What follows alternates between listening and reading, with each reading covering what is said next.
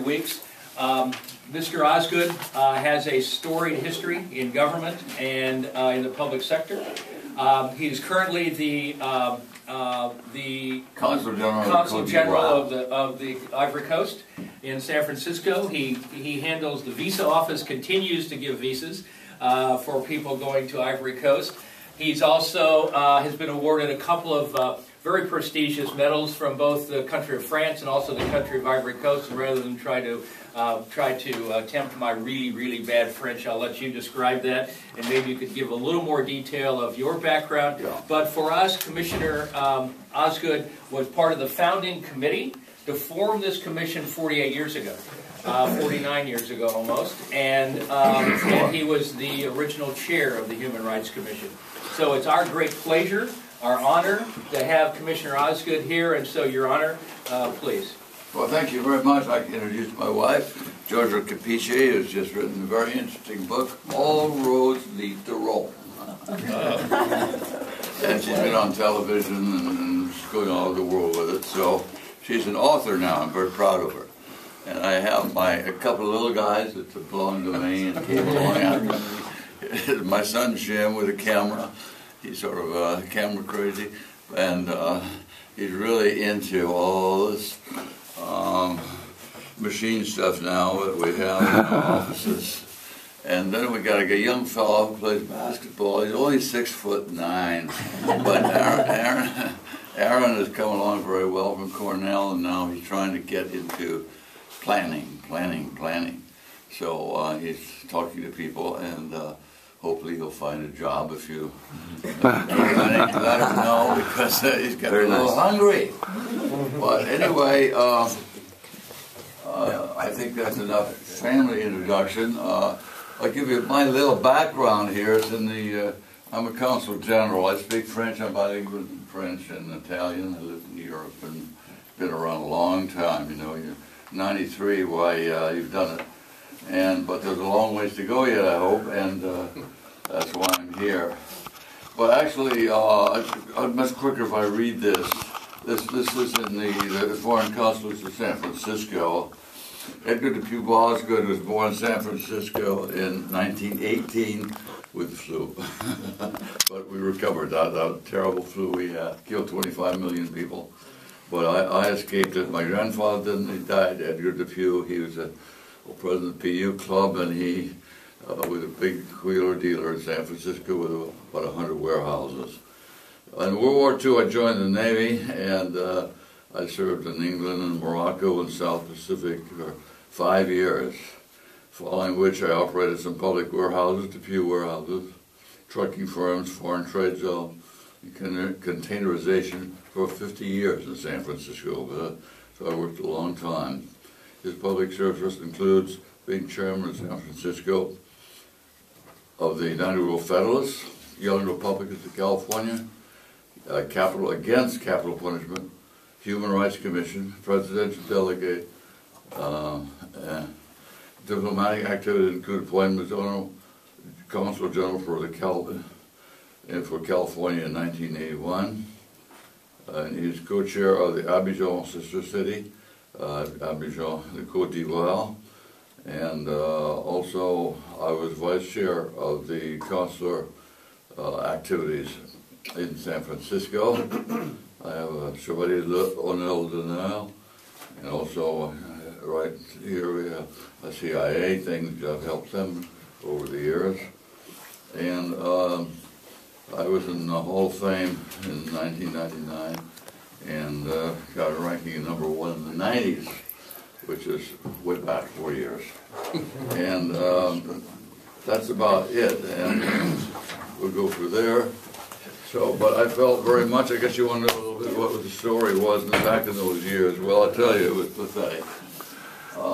San Francisco was divided, but of course, it wasn't just San Francisco, it was a world.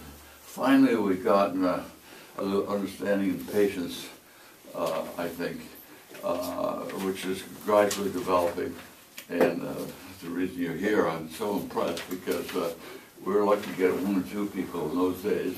But it all began to call my attention to it when I was very active in a little group that wanted to see legislation, because until you have legislation on a given right that people have, you can't accomplish anything.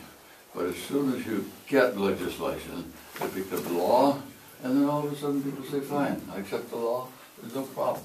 You know, we're all equal, there's no question, and we have heroes like this to redress inequities, and I just think it's a wonderful thing.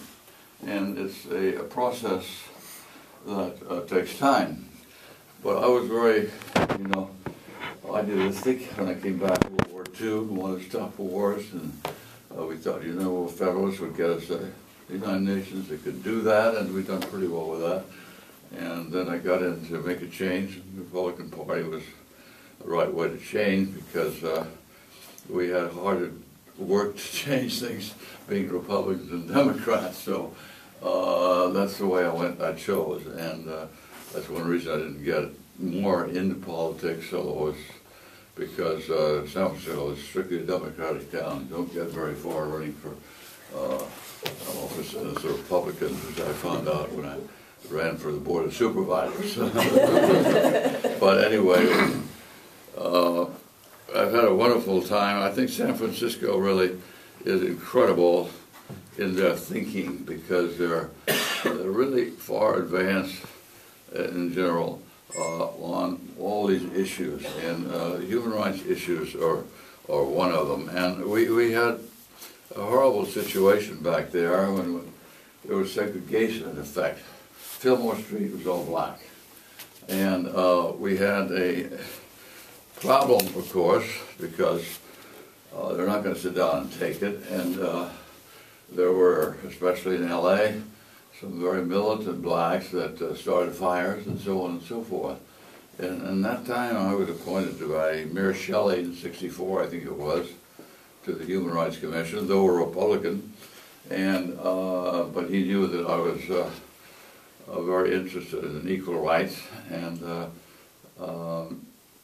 I was the founding chairman, and we got a executive director, Ed Howden, that was very, very bright. So we went, for instance, to the newspapers and said, look, we don't like this profiling of people, you know, crime happens, you refer to them as a black. That's not what we want, that's not what the people want. And at that particular point, the man who was running the Chronicle then says, Ed, you're not telling us what to do, but we'll consider this. I said, well, I just feel that, you know, Ed Howden feels he was a better spokesman than I was, that it shouldn't be an issue, shouldn't be reported in that way, and I hope you'll see our way. He did it our way finally. But we had to do things that you wouldn't believe today, were even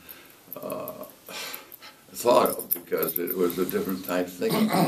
People were polarized on certain things, and who they were, who they looked like, and what skin they had. Now, I think we made tremendous progress on that here, and that's why you're here. And I can't imagine, or a little foreign trade zone. I did operate the foreign trade zone in San Francisco for about 50 years. I had two piers.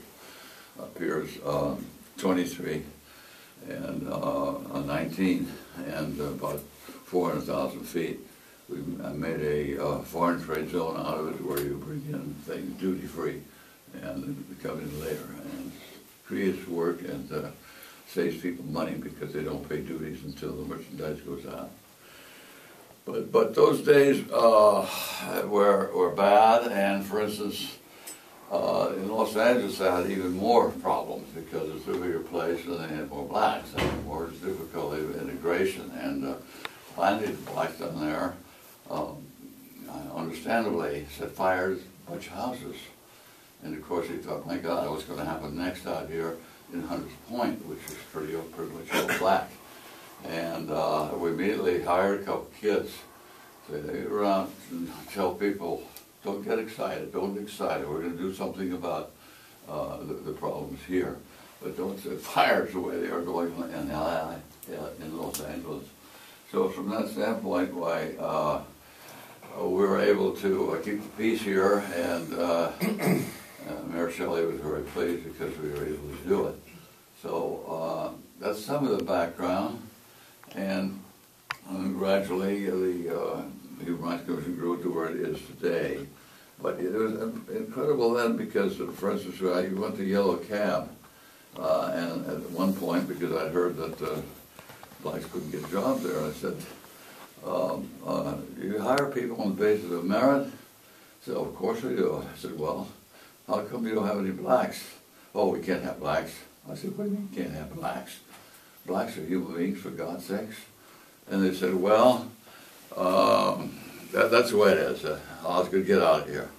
So I said, fine, I'll see you in court. So then we went to work, and I had Ed Howden, another executive director, who were very, very able people, much more knowledgeable in this field than I was. I was just sort of a outsider who believed in equal opportunity, and that was it. And so we pursued it, and got a law passed, and through the Board of Supervisors, and it worked. And it's marvelous, you know, the change.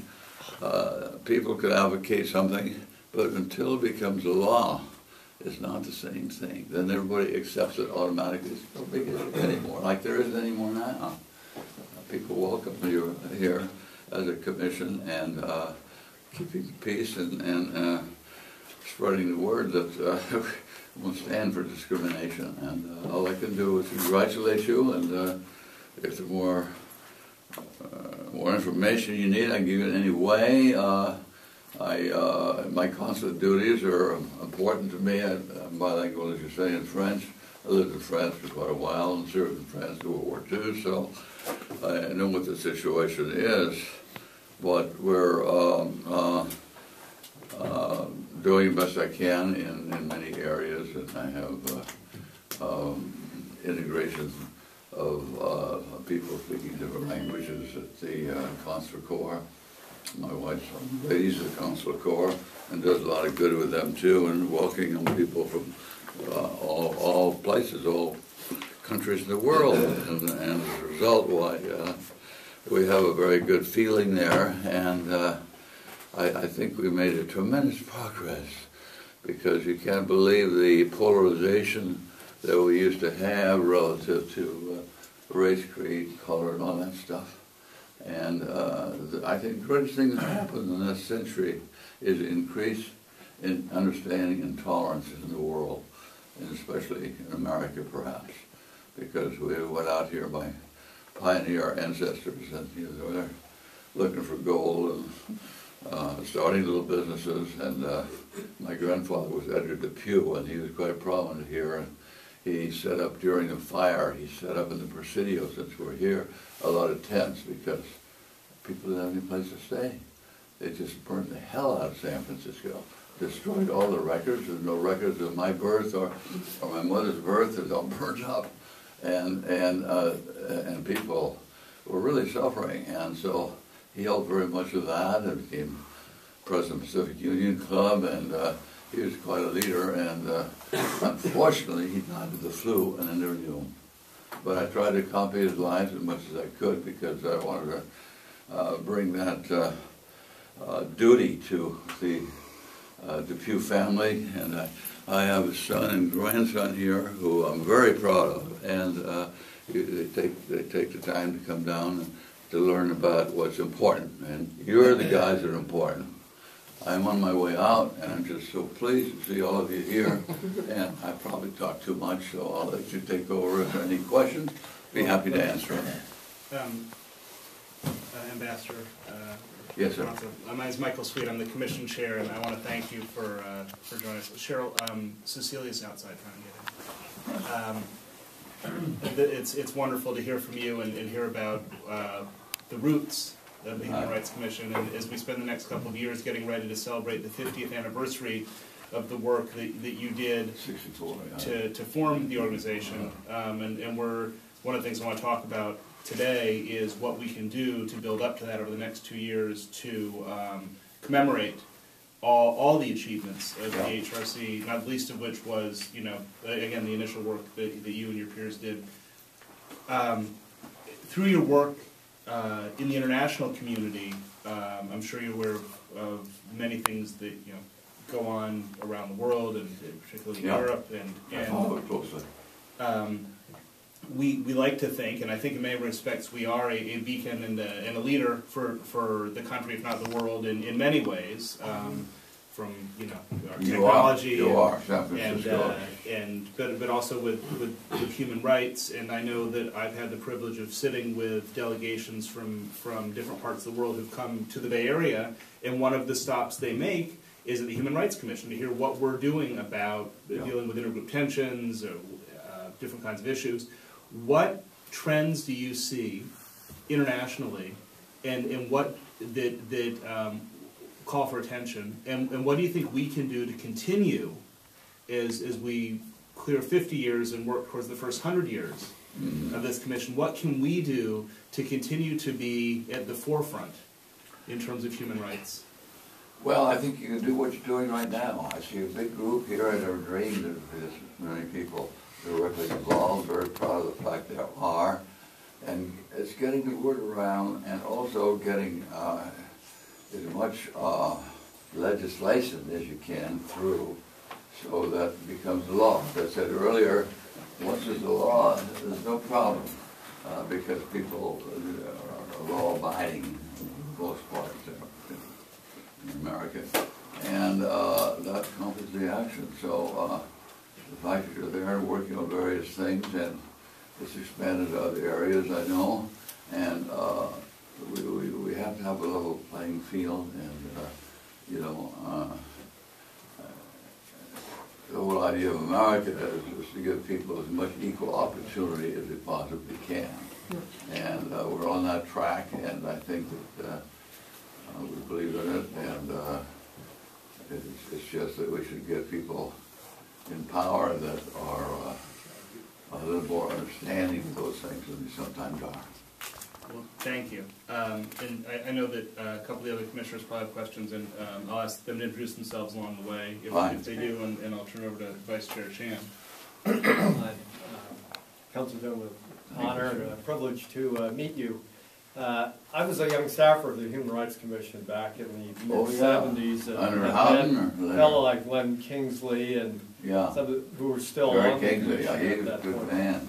I was curious, in terms of the role of individual commissioners, you and your colleagues, were you dealing directly with the mayor and with Otto Rowe back in those days during the sit-ins? Yeah, but we didn't have the organization you had. Right. There were just maybe a couple of us. Kingsley was one of them certainly, and other people that felt like I did and wanted to have a stronger commission and make laws in that direction. And we held the help of the Democratic Party particularly, and a Democratic mayor, although I'd been a Republican, appointed me as chairman, which was very smart, because in that way he brought in the other party. And so I want to thank Mayor Shelley. He was a musician, but he was a mayor that has some guts. My understanding is there's a lot of personal advocacy by individual commissioners. I mean, utilizing their business and social contacts to try to move the city forward. And I was just curious how each of your colleagues envisioned their role. Did you act more as a commission, or were each of you doing in your own way individual things, but coordinating? I was just curious what the work style was for the early commission. Well, it was a matter of adjustment. For instance, I belonged to a club, and California Tennis Club, and I was a membership committee chairman. And all of a sudden, some fellows brought in the idea, says, well, we're getting too many Jewish members here. Let's do something about it. I said, you do something about it, you're going to be in the headlines of the Chronicle tomorrow, where you have none of that stuff. We accept people on the basis of who the hell they are. regardless of race, creed, and color. And there are all kinds of things of that nature. Well, there was a problem also getting Herb Canaan, because he's Jewish and a wonderful fellow. But so I fought those battles back there, and common sense prevailed, thank God, and we made a little progress. But it's understanding comes at a slow pace. But really, if you look back 2 centuries ago, I mean, we made tremendous progress in understanding and working with all race, creeds, and colors. So I'm really impressed with that situation. But so. Commissioner Mavis. Thank you. Todd Mavis. Yeah. I co-chair the Lesbian, Gay, Bisexual, Transgender committee here at the Human Rights Commission. I'm also a member of the San Francisco Tennis Club. You're good. So we play against California Tennis Club quite frequently. Looking forward to seeing you about that. Yeah. In 1964, what were some of the issues that the LGBT community were facing, and that here at the commission you may have been dealing with? And how relevant were those issues then, and how often were you confronted with them? Maybe you could just share some of your reflections on what and how those issues were dealt with. Well, there was just one issue at that time, and that was the black issue. You know, Fillmore Street was all black down there, and it was fine, but and you take a girl down there, a white girl with a black guy, what's going on here, and there was a lack of understanding of people at that time, because we've come a long way in the last 2 centuries in working together with people and accepting as they are, regardless of anything.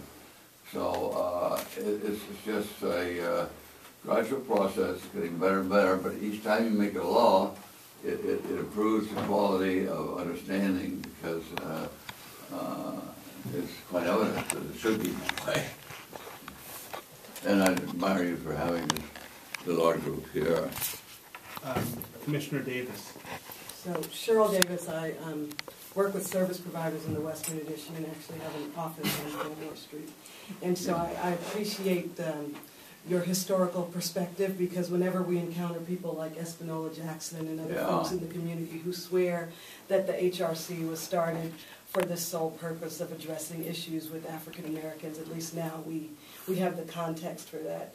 And I guess my question is, because part of what, especially in the Western Addition, has been a sore spot and now is into the Bayview, was redevelopment agency, and whether that actually came into any play while you were in those beginning No, years? I didn't. It was outside my purview. I was involved in business and a lot of other things, so I don't really have anything really to say about that, except that I think it's a good thing, and I hope it gets better.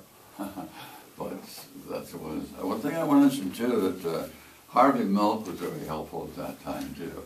And I remember he came down to the warehouse. I was operating the warehouse. I said, "Can I have a pier?" Sure, he'd have a pier. So he had a big ball for people who were enjoying themselves, and that worked very well. So anyway, we've had some leaders like Harvey that came at the right time, and that's what happens in life. Change for the good.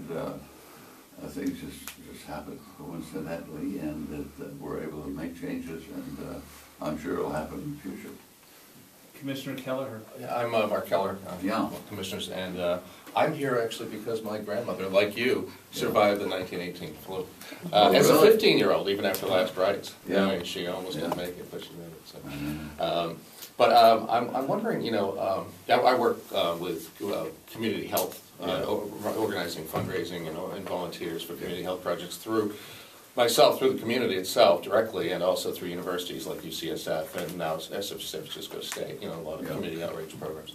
But I'm wondering, what inspired you, as a youth, or maybe through your earlier adulthood or whatever it was, but from a relatively traditional background of yours? Well, I think it was World War II. I had 5 years in World War II, and I saw a tremendous amount of damage all over the world, and I was just thought deeply about it. What am I going to do when I get back? I'm trying to make a better world. You got to have a United World Federalist group, and I started here at Kortenmeier in New York, and we got things going, and make the people of America understand that we have to have a United Nations, because war is not on the table anymore. World War is the worst thing. I've been through it, and the worst thing imaginable. So that by all means, let's get some bodies that can prevent war. And so that's why Kortenmeier and a lot of the people here helped us do that. And Hugh Scotch was one in Marin County, and as a youth, were your family members, or leading family members, your parents or grandparents, were they particularly, especially, unusually fair-minded about these kinds of issues, or were they, more traditional? I had an education when I was young in Europe, and the Europeans are more tolerant and more understanding on these issues. We were a raw bunch of guys that came in and took over this country, and some of them were not intellectuals exactly, and and as a result, why the laws was not necessarily a law of discussion, but a law of guns, and that tradition had to be overcome gradually, and it has. So they were peaceful looking characters. Commissioner Lee. I'm Sable Lee. How many commissioners were on the original Human Rights Commission, and did you have a staff? And did you work with There was one. Shelley appointed me, and I was the only commissioner at the time, but we hired a staff, and the staff was excellent. We got Ed Howden and another couple of guys, I can't remember, and they would go out, and we'd go. Did I tell the story by going to the Chronicle and talking to I did? Yeah. I don't want to repeat myself. So we got the press to stop saying a Negro killed somebody, and I said that's not acceptable. Somebody killed somebody, but not to identify them in the papers could cause resentment by people that were prejudiced. It reinforces prejudice, and they want people to have different views and ways of life. So tolerance builds itself over time, and we become more tolerant, and the laws will become more tolerant. But the big thing is what you're doing is getting a law passed so you can't discriminate against people that do things differently and have different, want to do things differently. You've got to, in fact, protect them, because this is a free country, and we should be allowed to do almost anything that doesn't unduly disturb the average person. Currently, we have 11 commissioners. That's fantastic. You've really grown. And a staff I of can't 30. dream of that. And a staff of 30. Yeah. Well, congratulations. I think I should have tried to build a better staff at that time. You couldn't get money for those things. Well, some things remain the same. Challenge. We'll talk about the budget later. Commissioner Christian had a question. Good morning, Ambassador. My name is Susan Christian. I'm an assistant district attorney here in the city, and I think one of the newest members, along with Mr. Pio Rota of the commission. I just want to thank you for being here this morning, and you spoke about your grandfather, I believe, being a model for you, his life. Right. I hope that you know that for us, the work that you've done is a model for us, and certainly for me. So thank you. It's a privilege to meet you. I have a question about someone that you may or may not have known. This St. Patrick's Day, I think, is going to be the 100th anniversary of Bayard Rustin's birth. And some of us in the city are working to try to begin a commemoration of that and of the issues, the human rights issues that he stood for. I wonder if you ever met him or Who again? Bayard Rustin. Oh, yeah, I've heard the name, but no, I didn't know him. Okay. No. Well, thank you much for having me, and I'll get on now to Little Bridge with the Calico, maybe. My mind going. At 93, you got to work at that. Mike, do you have a? I think you're ready to go. Yeah, all right.